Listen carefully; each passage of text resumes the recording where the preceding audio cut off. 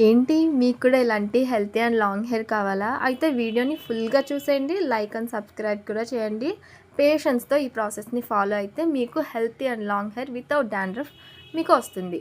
So, ఒక చిన్న బీట్రూట్‌ని తీసుకొని దాన్ని ముక్కలు చేసి అందులో కొంచెం వాటర్ వేసుకొని ఇలా జ్యూస్ తీసి మనం పక్కన పెట్టేసుకోవాలి. తర్వాత కొంచెం టీ డికాషన్‌ని మనం ఇలా మరిగించుకొని చల్లారేంత వరకు పక్కన పెట్టుకోవాలి. ఈలోపు మనం ఒక చిన్న ఉల్లిపాయని తీసుకొని అది మిక్సీ జార్‌లో వేసుకొని అందులో ఒక మందార పువ్వు ఒకటనే కాదు, మీకు ఎన్ని కావాలంటే అన్ని వేసుకోవచ్చు. ఎంత వేసుకుంటే అంత మంచిది.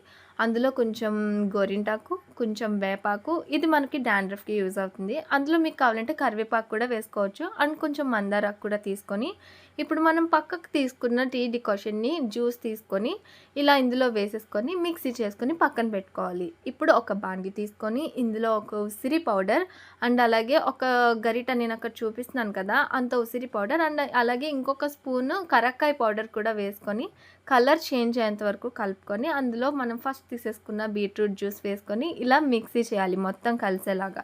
సో, అది ఇలా మరుగుతున్నంత వరకు మనం కలుపుతూ దాన్ని అడుగు పట్టకుండా ఇలా కలుపుతూ ఉండాలి.